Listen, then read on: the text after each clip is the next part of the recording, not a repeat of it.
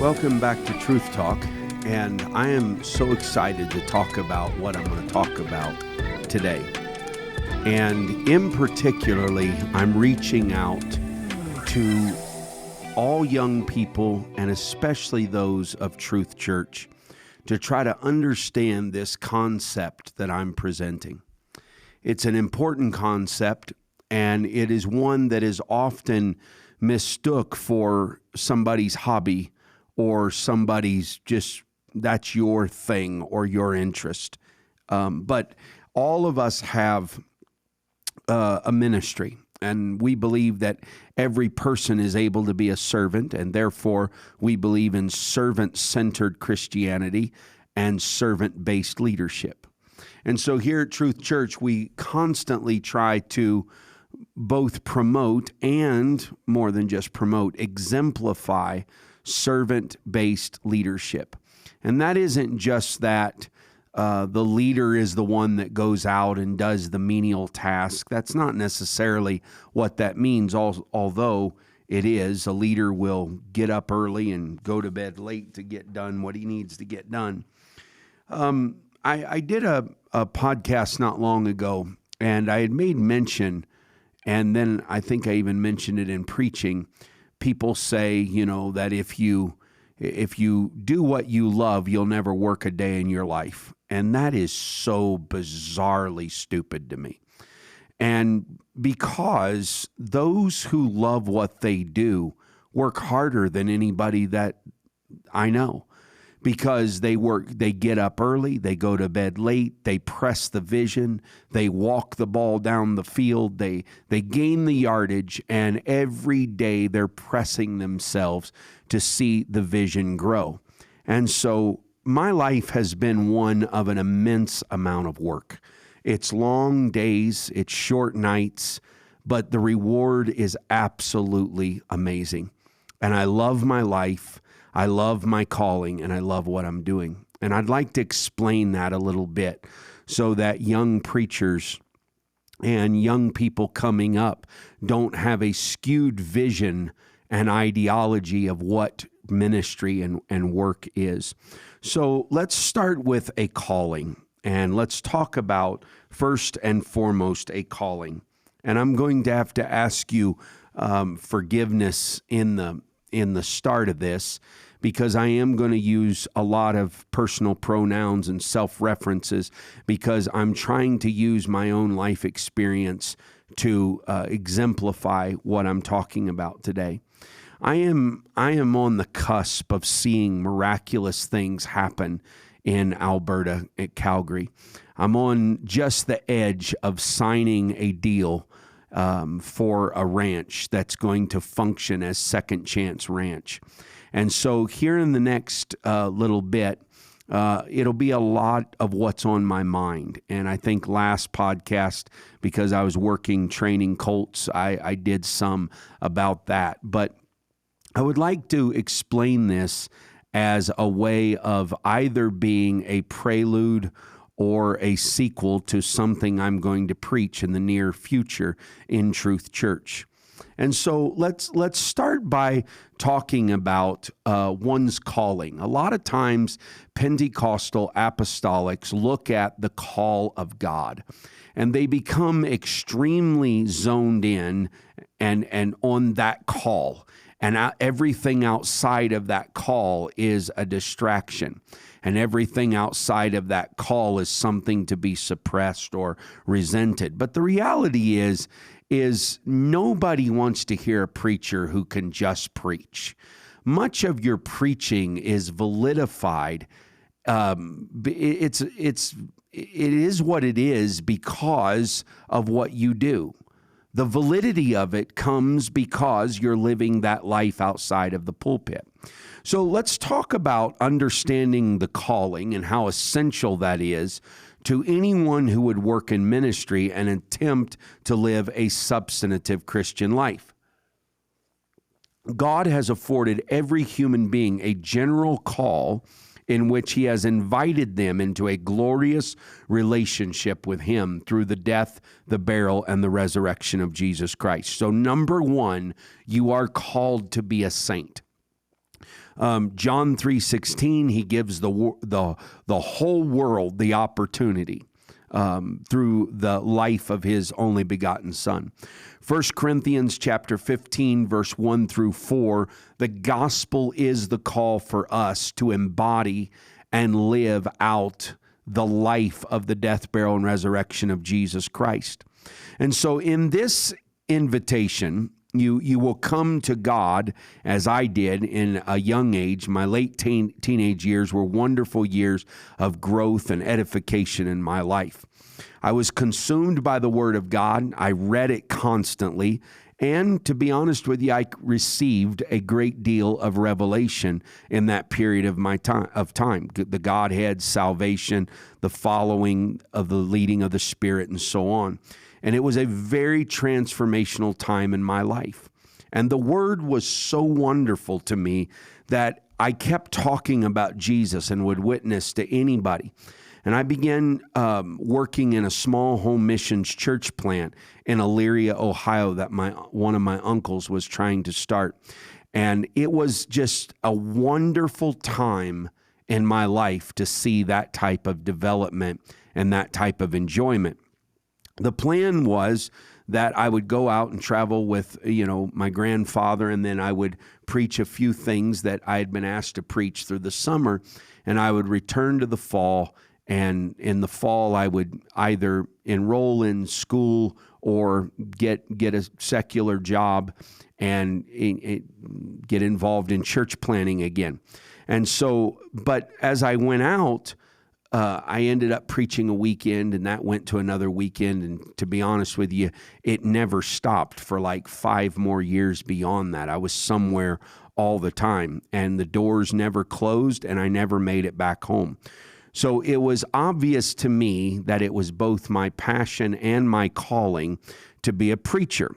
And it was what I would spend the rest of my life doing up until this point. And it is what I do with my right hand, meaning the most of my strength. Now, I was almost recalcitrant to anything else in my life that tried to weasel in on my calling. My calling to preach was my vocation. It was my prime act. It was my main motivation. It was my meaningfulness and my purpose. And I was rather stunned when something that gave me that much pleasure and that much sense of identity became ineffective. So there was a point in time when my preaching was very effective as a young man up until all of a sudden, and weirdly, it wasn't effective anymore.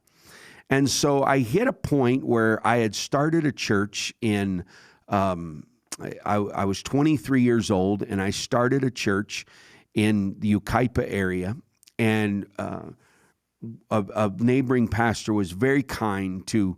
He had 2 families that lived in that same town, and they were driving because there's nowhere they could or felt like going to church. And so they were driving to his church, and he basically pledged them with their consent to be a part of the church plant. And so we started that church, and it was, for the first year, there was a general sense of gratefulness and edification and growth in God. And then we moved into a new building, and so for about another year, it was very good, and God was working some wonderful things for us. But in the 3rd year, I felt a absolute stagnation hit me, and it was seriously just ineffective in a stage in ministry. And so my vocation was never doubted that I was a preacher. But that's all I did. That's all I was. Okay? So I'm going to introduce another word to you called avocation. Avocation is what you can do as an alternative supplement, or complement to the calling of one's life. So think about this. Great and successful businesses are generally that way because they have diversified streams of revenue. They're not just kind of a one-track mind. And you see this ebb and flow in the business world, that when this goes down, at least they have this. And the companies that survive over a long term and long period, they are the ones that have this diversified revenue stream. So it's very common in business, but it's less so in ministry. And so let me unpack this. Avocation is a part-time, left-hand, or hobby-like endeavor that may come or go as the situation warrants. A calling is who you are, and that is part of your identity. Avocation is what you can do as an alternative or to supplement or complement your calling, okay? The meaning or purpose in our avocation takes its cue or its direction from our calling.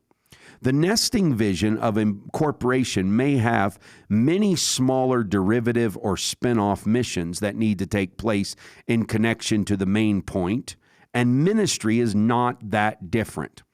Let me read you something that Samuel Rima in Leading from the Inside Out says.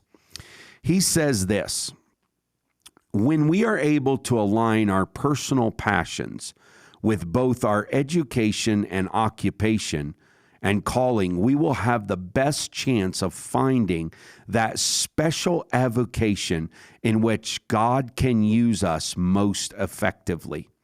The idea that our avocation is too far from our callings and may not be relatable is not likely, guys.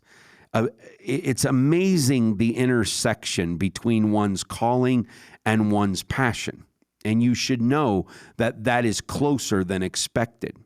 The challenge of this subject is to allow God to utilize those individual talents and resist the opinions of others that are doubtful. Okay, so let's talk about this for a minute. Okay, I have a hobby. I got into horses in my 25th year. I was 26 years old when I began to train to be a horse trainer. And it was extremely enlightening to me, and it changed my world.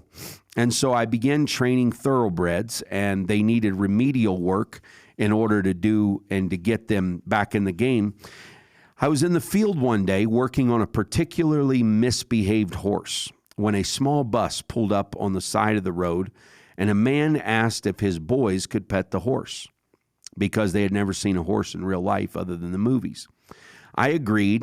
And his boys, quote, his boys, 13 of them, got out of the van and they walked to the fence. He told me that he was the superintendent of a boys' home, okay? And you know, he said, these are troubled kids. They've never seen a real horse. And he said, you know, could they touch them? Sure, I let them pet it. And I told him I felt like those boys were a lot like this horse, and that I believed everyone and everything deserves a second chance. He called them over, and I gave an impromptu but impassioned speech on second chances. Okay? It flowed so easily, and the grace of God's Spirit was so evident that I created a program on the spot called Second Chance Ranch. Now, I invited him, this was a Thursday, I invited him the next Thursday night to the Equestrian Center, which was a big horse field in Yucaipa. And I invited him to bring his boys back and that there would be an equine therapy presentation that the boys could relate to and we would work with them. Many people called my idea crazy and said it would never work because it's not traditional. Just go at them, right? Many people didn't think it would work and they didn't understand what I was doing. They didn't understand that our personal passions involved those subjects, practices, and institutions for which we have the most ardent affection, okay? So at that point, the county of San Bernardino and the city of Los Angeles started backing my ministry.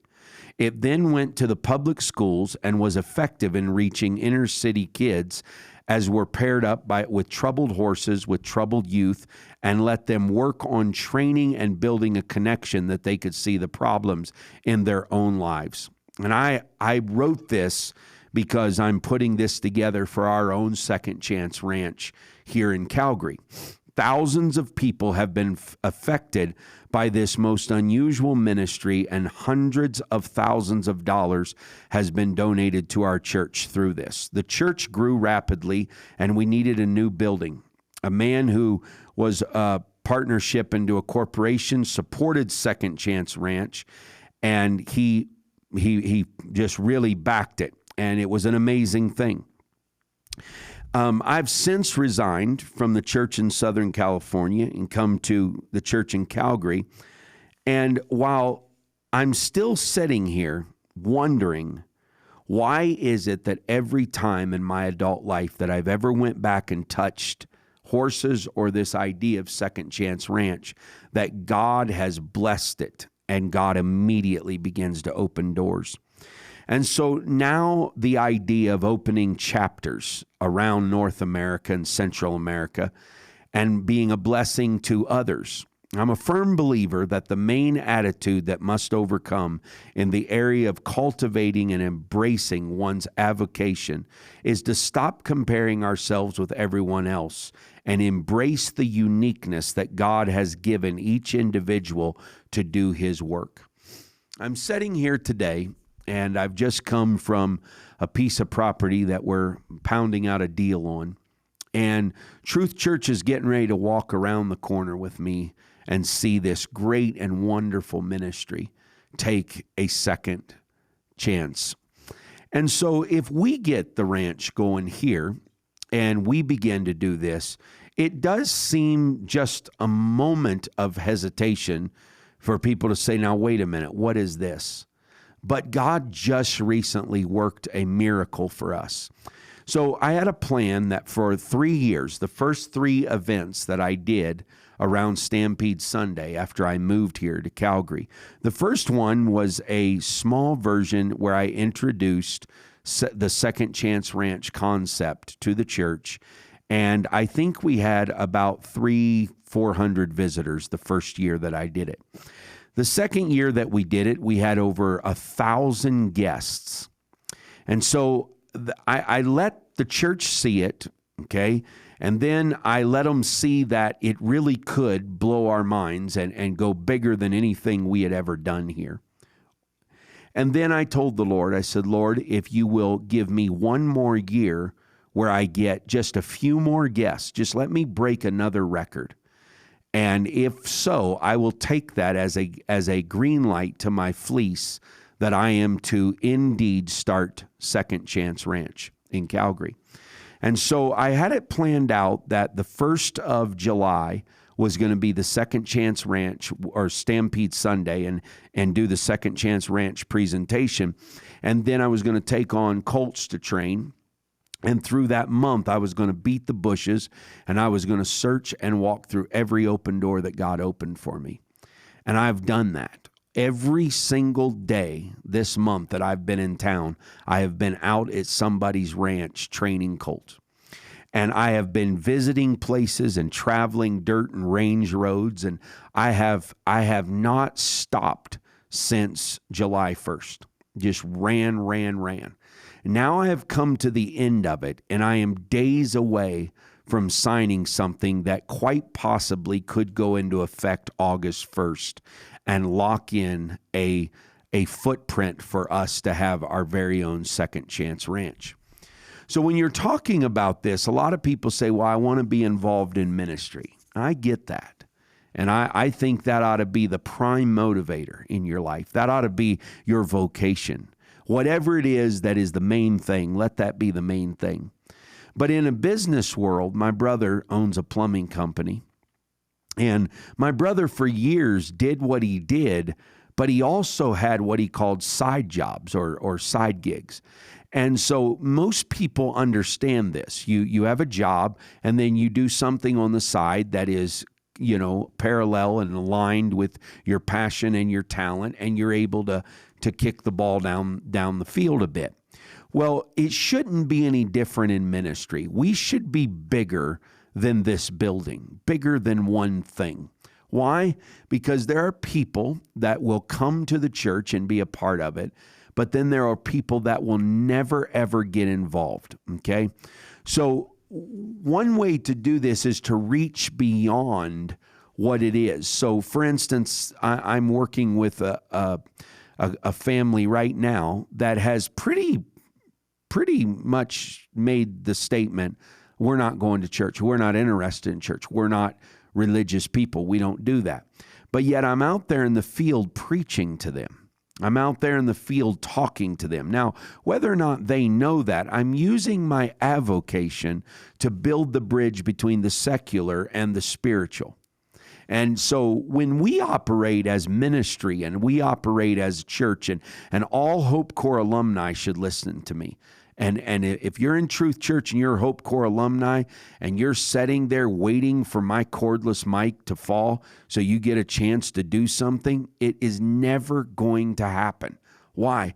Because that's not what makes people want to hear more about you. If all we're doing is waiting to evangelize the evangelized, what is the point of what we're doing? We have to be led outside of the building. We have to be getting outside of the construct of what is already evangelized and already developed. There's a ministry beyond this. I don't care what it is. I don't care if it's your job. I don't care if you have a calling and that's your vocation, then find your avocation. And when your vocation doesn't get traction with the hard heart or with the spirit of the person, see if you can build a connection, a relationship, a bridge. I think one of the reasons that Pentecost struggles so much in certain areas of growth and retention is because they only do one thing, vocation. But it's really the friendships, the late nights, the eating together, the being about fellowshipping and breaking bread and the apostles' doctrine. You're able to do this. Now, Paul he wanted to be an apostle to the Jews, and they would not hear him. The Lord said, look, that's not what your calling is. You're going to go abroad, and you're going to be the apostle to the Gentiles. So when he goes and he does this, he departs from Athens and he comes to Corinth. He finds a certain Jew named Aquila, born Pontus, lately come from Italy, and his wife Priscilla. They had the same craft. He abode with them and wrought, and for by their occupation they were tent makers. And he reasoned in the synagogue every Sabbath and persuaded the Jews and Greeks. Acts 18, 1 through 4.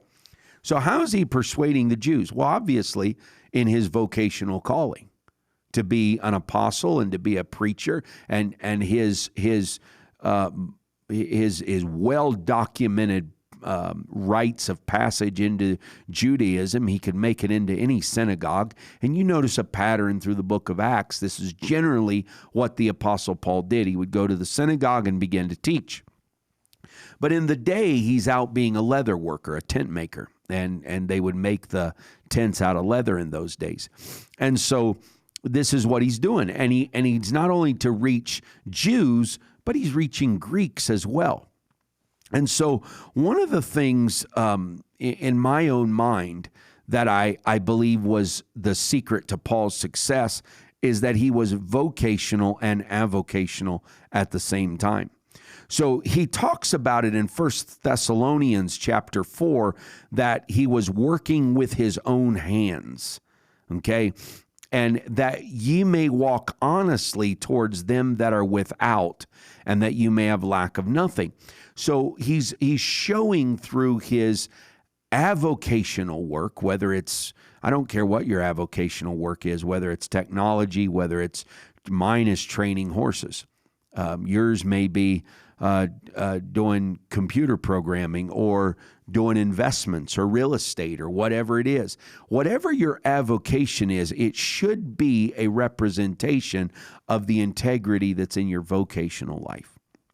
So he tells them in Ephesians that there's nothing wrong with you working with your hands to prove what is good. And so he lays this out in Ephesians that it's very honorable to be involved in the work of God. And even the avocational side, the career that you have should build the bridge with the calling that you possess. Okay? And so this is a fundamental and integral part of development in any Hope Corps alumni's life, is please don't just sit by waiting for a microphone. Get involved in something that builds bridges and connections outside of this building. Teach a Bible study. Go in and start a book club that builds friends and relationships, if that's your passion. Do something in some way in which you build what is called a parachurch ministry. I'm a strong believer in the parachurch ministry concept. What does parachurch mean? Well, it just means you have a church and you have ministry that runs parallel to the church, right alongside of it. It's not the same ministry. We have several of these ministries in Truth Church. We have Brother Jason DeLeo, who has a ministry that's mixed in with his business called Father and Son. And he reaches out to give some people jobs and tries to rehabilitate and develop and train them. We have Brian Regular, who is constantly hiring immigrant people that need placement jobs. He's hiring young people in the church, offering them career opportunities and advancement, offering to help them through journeyman school. This is an amazing parachurch organization. So when you think of Father and Son, or you think of Omega, you thought, well, that's Brian's business. Well, actually, yes, that is Brian's business. There's no contention there. But Brian's business, because he has linked it to a vision and linked it to a call of God and linked it to what we're doing, his business is now a parachurch concept.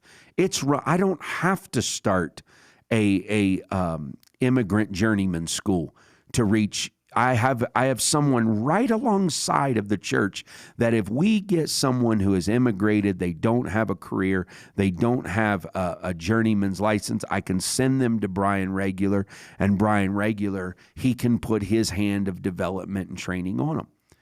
So what you see here is that when all of these systems begin to cooperate together, there is a cooperation that functions. The spiritual vocational calling that we are called to be saints and called to be servants of God to the world at large and called to be witnesses, all of this streams back out into our avocation. So we're doing the God thing with our right hand, we're doing the avocational thing with our left hand, and they're working in synchronization with each other. So I'm here to talk about this because I'm announcing to our church that we are officially starting Second Chance Ranch.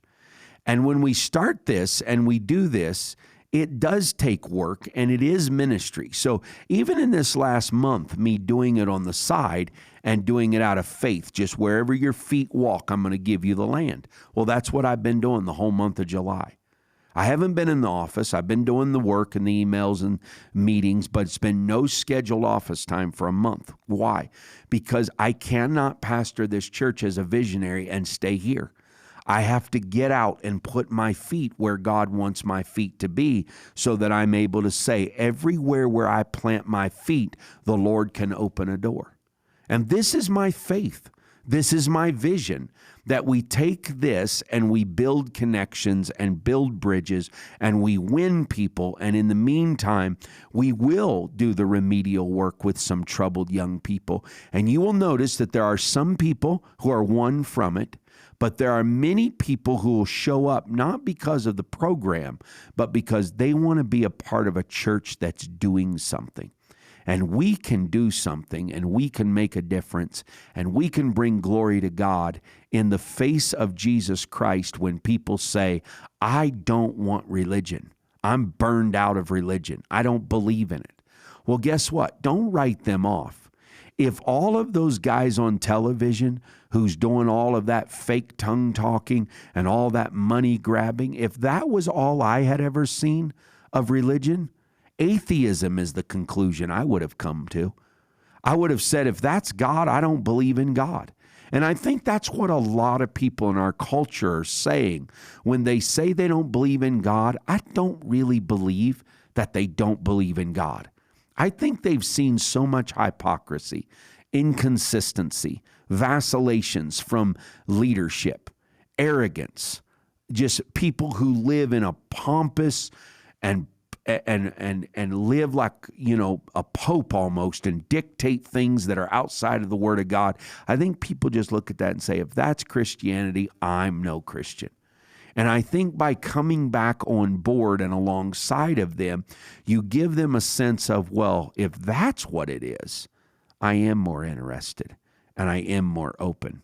I'm convinced that my avocation, my ministry side gig, which is Second Chance Ranch, is a prime feeder for my vocation. I believe with all my heart, as we saw the other day, that there are people that are in this church today because of what they saw a few weeks ago at Stampede Sunday. They have been coming and they said, this is our church. Why? Because of what they saw out there on that field. I believe there's hundreds, if not thousands more just like them. Come and help me establish a Hope Corps vision for avocation in ministry.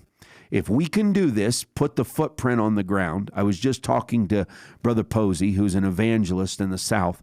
He has horses. He's extremely interested in it.